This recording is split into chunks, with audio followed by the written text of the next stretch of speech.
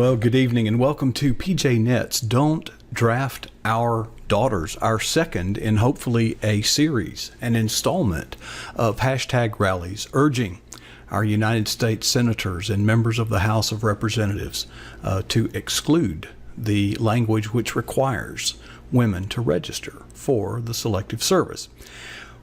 An authority on the subject you have heard already during our videos, and you will hear more. But most of us are not an authority on this, but we are honored to have an authority on the subject and not a Johnny-come-lately. With us now is Elaine Donnelly. She is the president of the Center for Military Readiness. Their website is, I can't read my own writing. Elaine, where is your website? Sorry. The website is 3Ws.cmrlink.org. I can read it now. There you go. Elaine, it was a pleasure speaking with you off the air the other day. And the Center for Military Readiness had been on my radar for some time. You've put together quite an assembly of information, and those that know me well know that I'm not a big fan of information. I usually just say, we know enough, we're against it.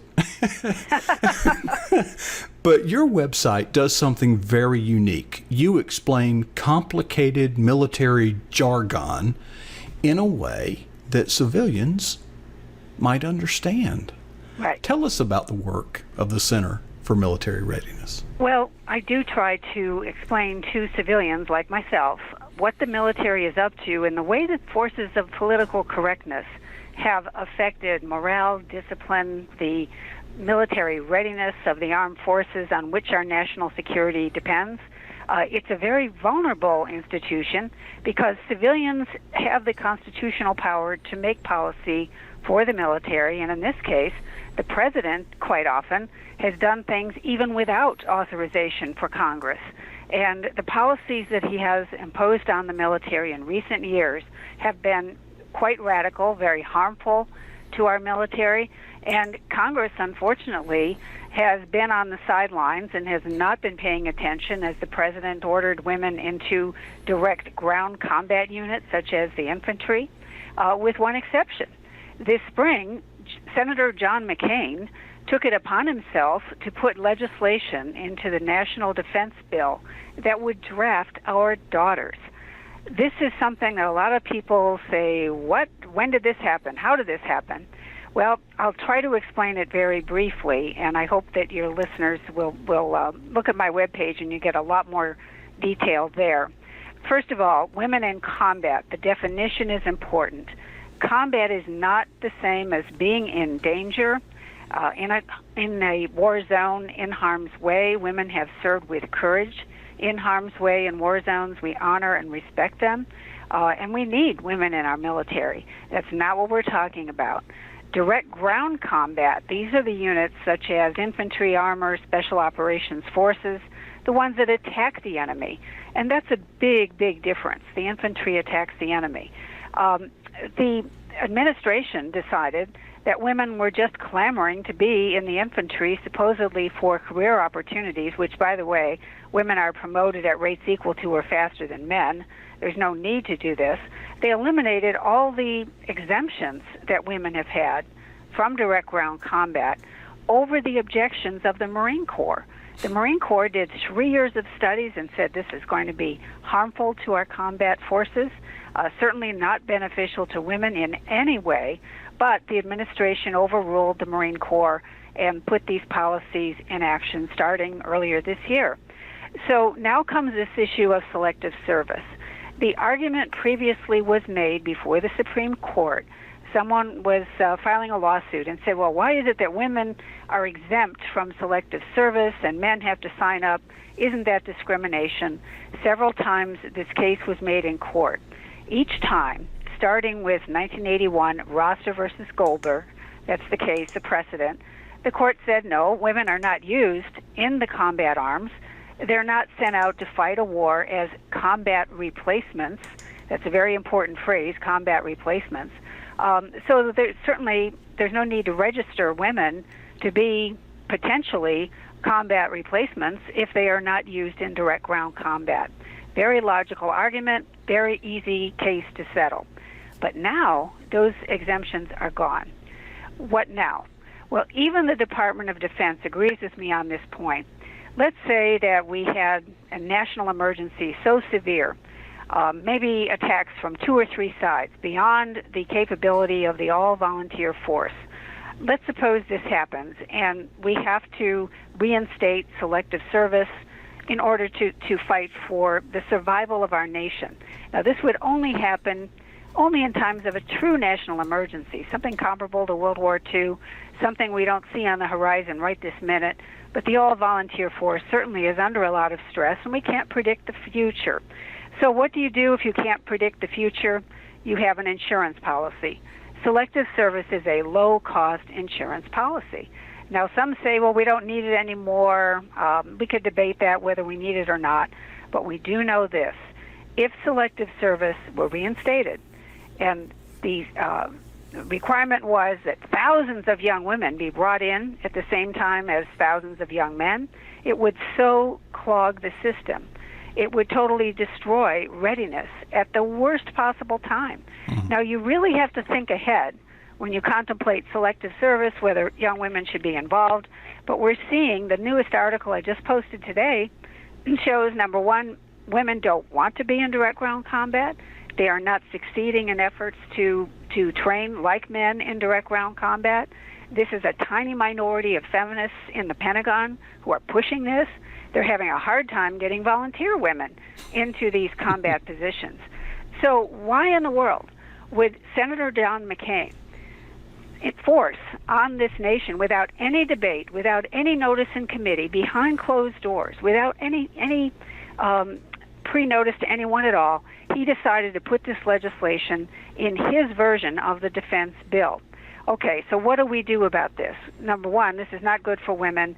Parents need to be involved. Young women need to understand, yes, they can, and if they feel so inclined, they should serve in the military. If they choose to, all opportunities are open to them. It is really an affront to suggest that if we had a national emergency, women would not serve. Of course they would. They always have. Mm-hmm.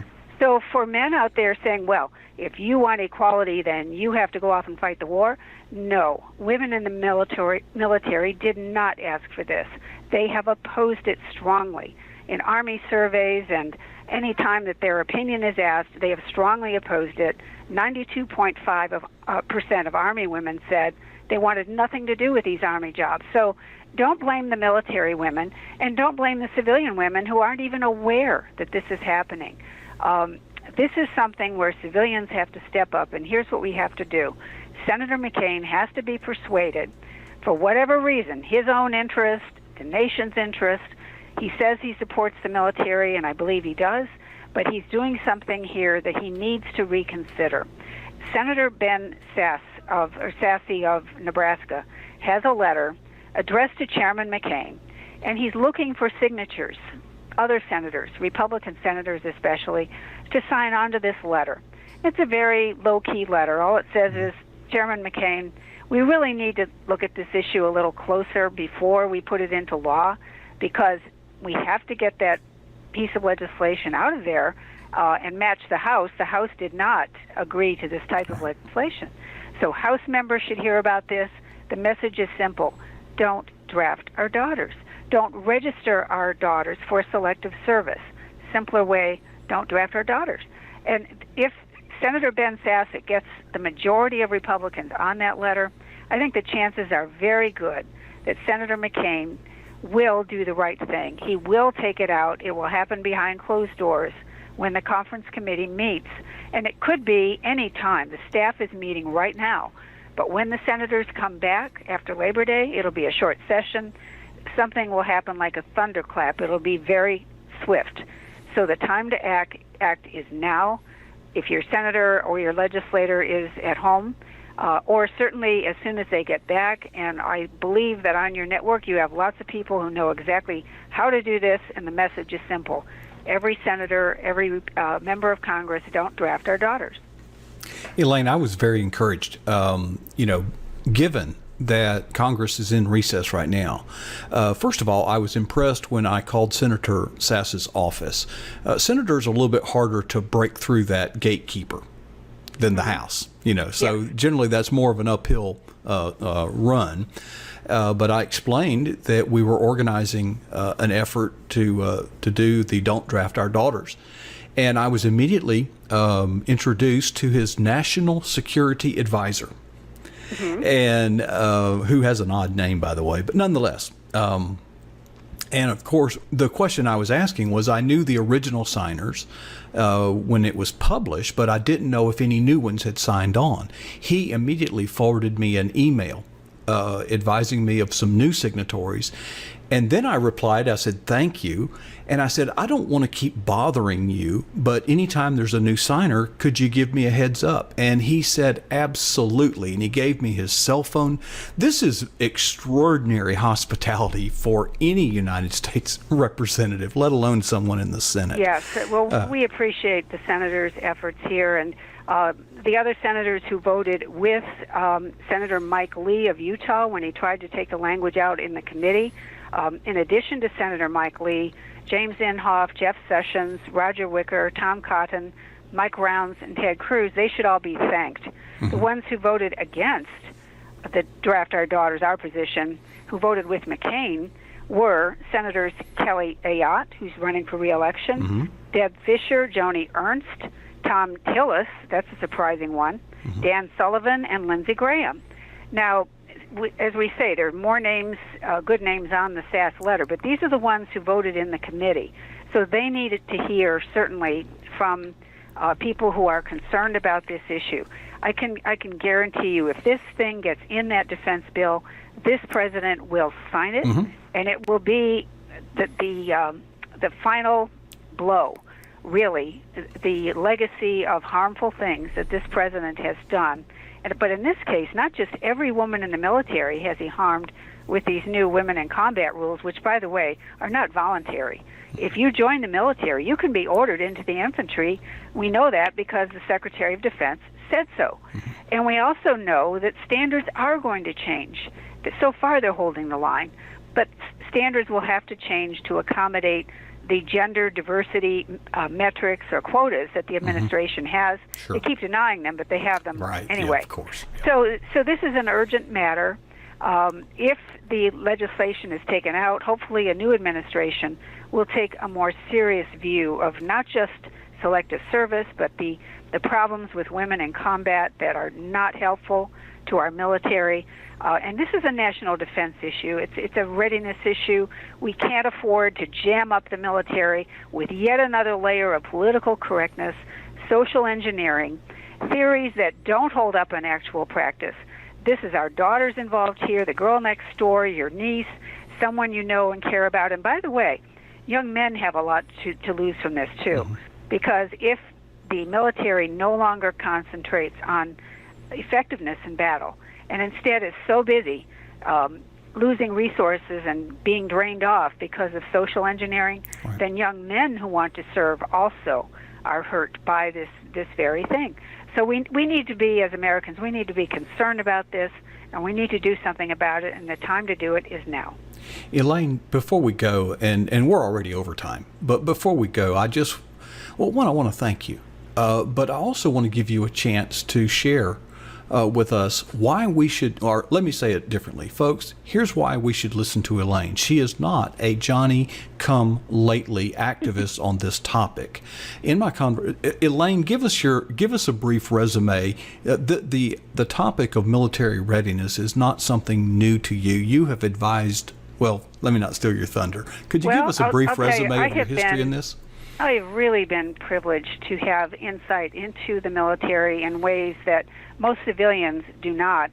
I was a member of a Pentagon Advisory Committee back in the Reagan administration, and that was a 3-year commitment.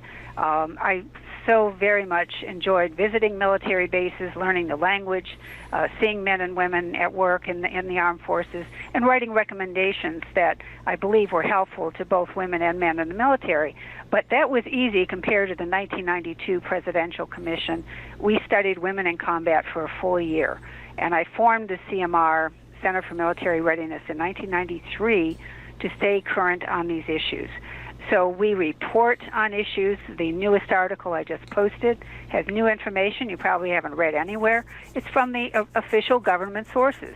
I actually read this stuff and try to explain to others what is important, why it matters, how national security is being put at risk. And we deal with the military social issues, and really we're the only organization that does this full time. But we need new allies. We need people to stand up and get involved. And I have to admit, why did I get involved? Well, many years ago when I first heard that there was a possibility under the Carter administration, he wanted to draft our daughters. And I said, no, I don't think so. And one thing led to another. And here we are having this conversation, and this issue is back again, and we have to fight it back again. And this time it's an even bigger threat. Elaine, keep doing what you're doing. Thank you. I'm so glad that we talked this evening, and I appreciate all your listeners and people who may see or hear this in the future. Elaine, you're an asset, and you have a gift of explaining complex military stuff in a way that's easily understood by the rest of us. Some of this stuff is common sense, but common sense seems to be in short supply in Washington, D.C. Well, Thank you for they're your so help. afraid of the political correctness of forces, but they have to get over that. They really do. This is our military we're talking about, and this is the only one we have. We can't afford to let this happen before this president leaves office. Elaine, you are a champion of the cause, and we applaud you and the Center for Military Readiness on all the work that's being done. Keep doing it, and I hope we'll get to do this again, because we intend to make some noise. Anytime, and thanks for your help. Well, thank you so much, Elaine.